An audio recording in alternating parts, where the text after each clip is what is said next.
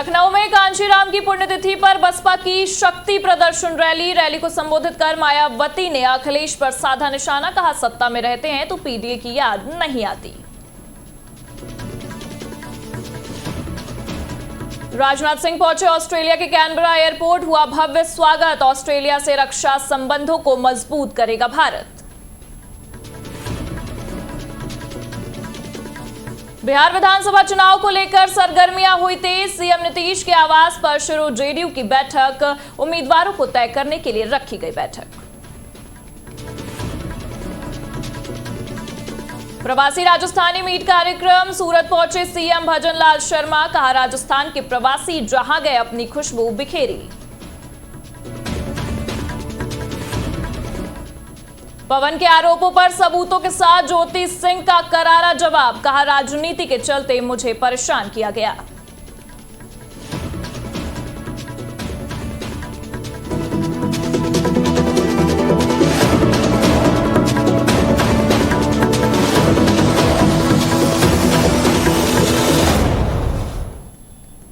नमस्कार, आप देख रहे हैं आज की खबर और मैं हूं आपके साथ प्रगति ठाकुर। बुलेटिन की शुरुआत करेंगे राजधानी लखनऊ से, जहां लखनऊ का कांशीराम स्मारक स्थल आज बसपा की ऐतिहासिक रैली का गवाह बना।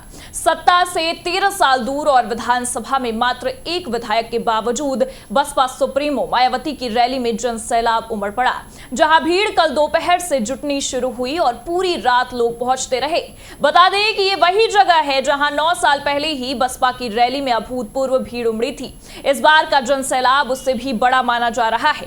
जहां बसपा संस्थापक कांशीराम की पुण्यतिथि पर आयोजित विशाल रैली को संबोधित करते हुए बसपा सुप्रीमो मायावती ने अखिलेश यादव पर हमला बोलते हुए कहा कि जब वे सत्ता में होते हैं तो कांशीराम स्थल की कमाई का पैसा दबा लेते हैं। सत्ता में रहते हुए इन्हें कभी पीडीए की याद नहीं आई। ये समाजवादी पार्टी का दोहरा चरित्र है। साथ ही आपको बता दें कि मायावती ने कहा है कि समाजवादी पार्टी की दोगलेपन रवैये से सावधान रहने की जरूरत है। कि जब वर्तमान भाजपा की सरकार से पहले यहाँ सपा की सरकार थी तो सपा की सरकार ने उस टिकट के पैसे को दबा कर रखा। एक पैसा खर्च नहीं किया इनके रख रखाव पर और हालत बड़ी जर्जर हो गई थी स्थलों की। यही नहीं, और भी स्थल थे, पार्क थे, उनकी हालत बड़ी खराब हो गई थी। तो तब मैंने उत्तर प्रदेश के मुख्यमंत्री जी को ये कहा, लिखित चिट्ठी के जरिए उनसे रिक्वेस्ट किया कि हम आपसे ये नहीं कहते कि दूसरे मद का पैसा आप इनके रख रखाव पर लगाओ। तो जो देखने वालों का टिकटों का पैसा काफी बड़ी तादाद में इकट्ठा हो गया है गवर्नमेंट के पास, उस पैसे को इनके रख रखाव पर लगाया जाए। तो उत्तर प्रदेश की वर्तमान भाजपा की सरकार ने इस मामले को दिखवाया पूरा और उसके बाद उन्होंने हमें कमिट किया, प्रॉमिस किया कि हम जो भी पैसा टिकटों को आया है हम दूसरे मद पे नहीं लगाएंगे बल्कि इन स्थलों के रख रखाव पर लगाएंगे। उन्होंने ये लगाया। और इसी के साथ रुक करेंगे अगली खबर का। रक्षा मंत्री राजनाथ सिंह ऑस्ट्रेलिया के दौरे पर हैं। कैनबरा पहुंचने पर ऑस्ट्रेलियाई संसद भवन में उनका भव्य स्वागत भी किया गया। राजनाथ सिंह के इस यात्रा के दौरान भारत और ऑस्ट्रेलिया के बीच कई बड़े रक्षा समझौते होने की उम्मीद भी जताई गई है।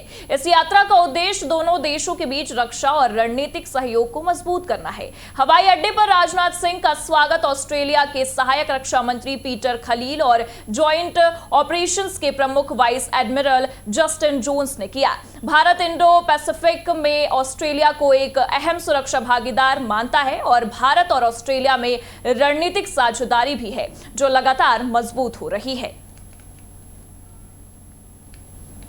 काउंटर टेररिज्म, साइबर सिक्योरिटी और ह्यूमैनिटेरियन असिस्टेंस में हमारे ज्वाइंट एफर्ट्स ने इमर्जिंग थ्रेट्स के खिलाफ हमारी रेजिलियंस को और भी मजबूत किया है।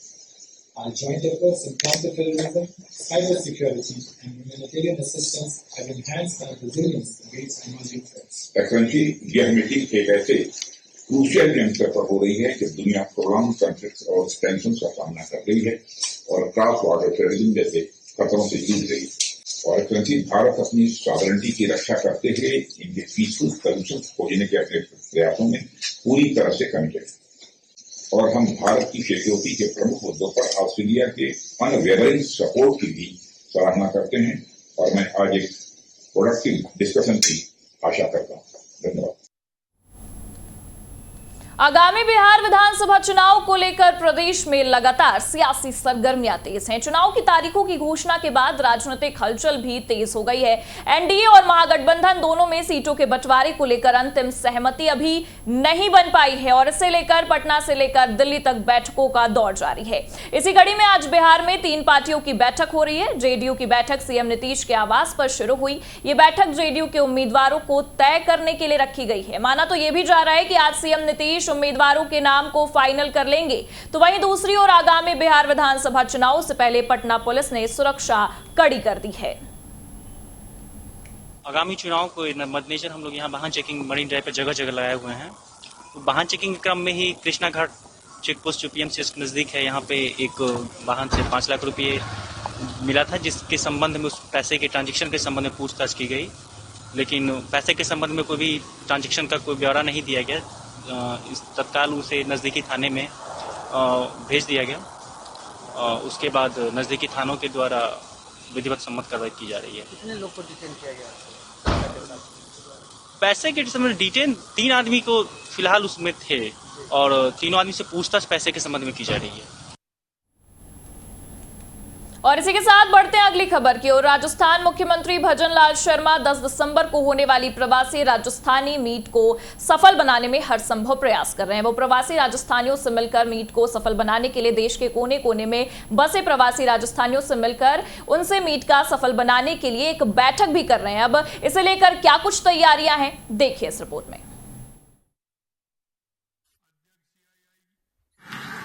दक्षिणी गुजरात क्षेत्रीय परिषद हेतुल मेहता जी, हमारे दिनेश जी, कैलाश जी, विक्रम जी, अनिल जी और मेरे सामने बैठे ओझा जी, हमारे नितिन जी, पोलिया जी, हमारे लखोटिया जी, सभी हमारे अधिकारीगण, और यहाँ मैं काफी हमारे ऐसे सभी भाइयों को मैं जानता हूं, कुछ से काफी नजदीकी से परिचय भी हुआ है। और मैं कह सकता हूं कि मुझे आज ऐसा ही नहीं लग रहा है कि मैं गुजरात आया हूं।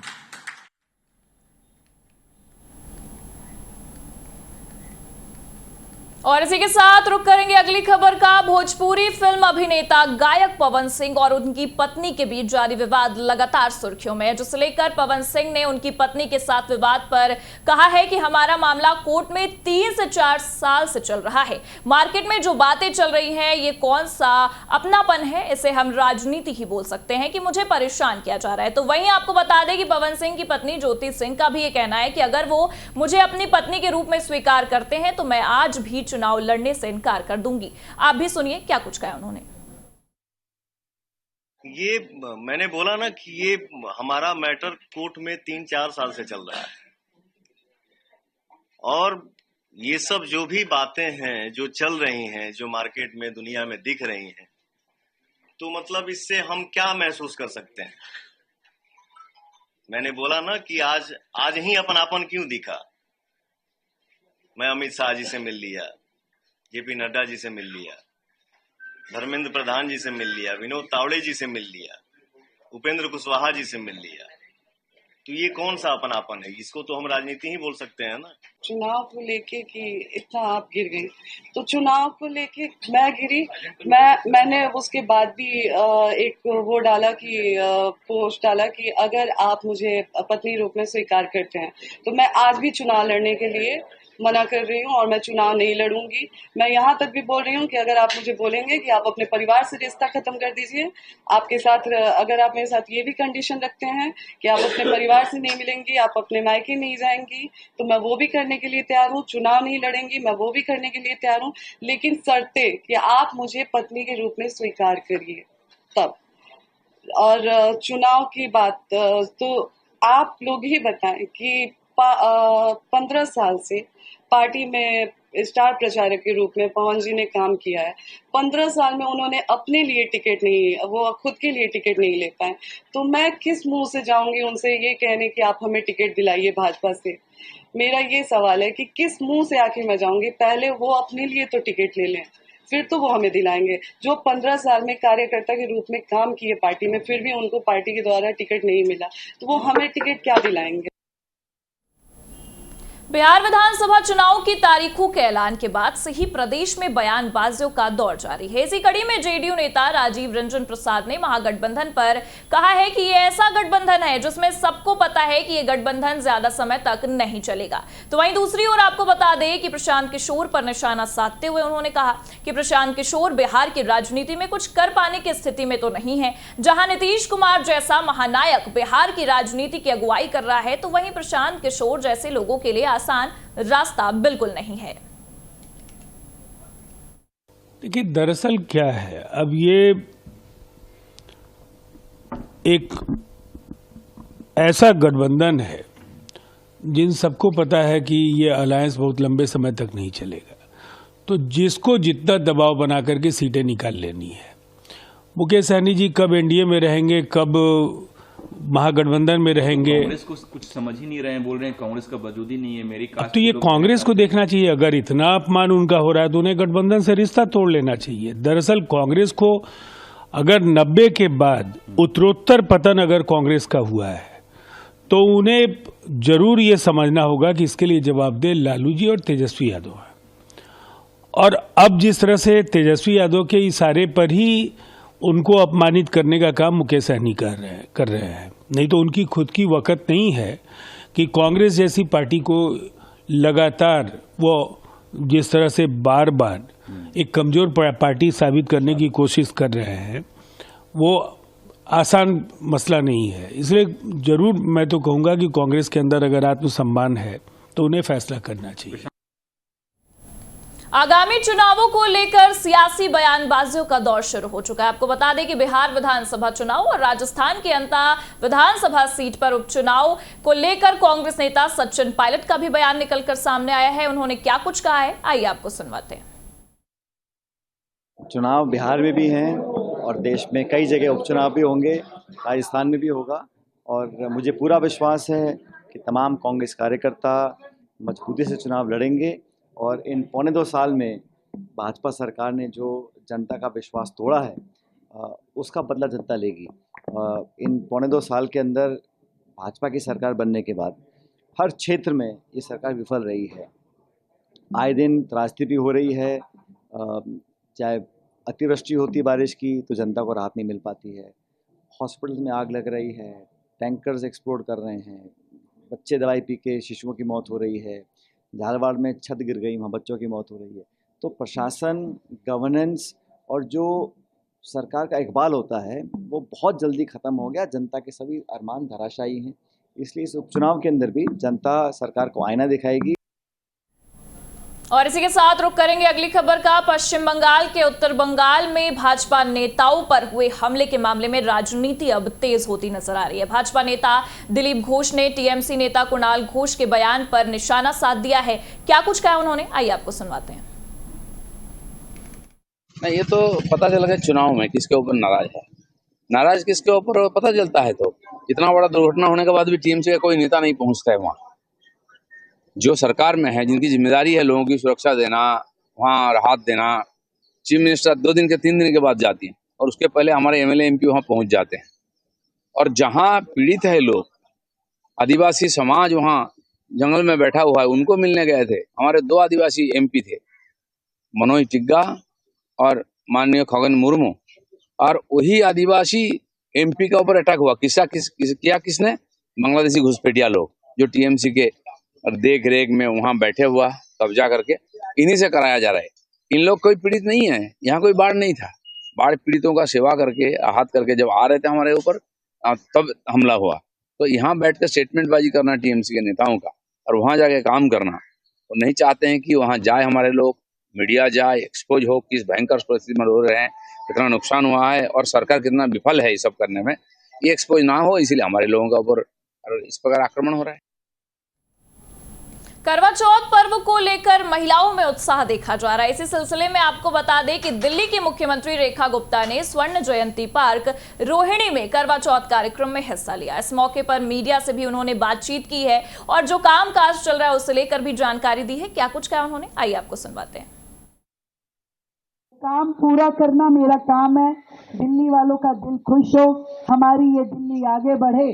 जो वर्षों का रुका हुआ, अटका भटका लटका हुआ काम है हमारे इस राज्य के, वो सारे काम पूरे करें, दिल्ली को विकास की राह पे लेके जाएं, यही ध्येय है।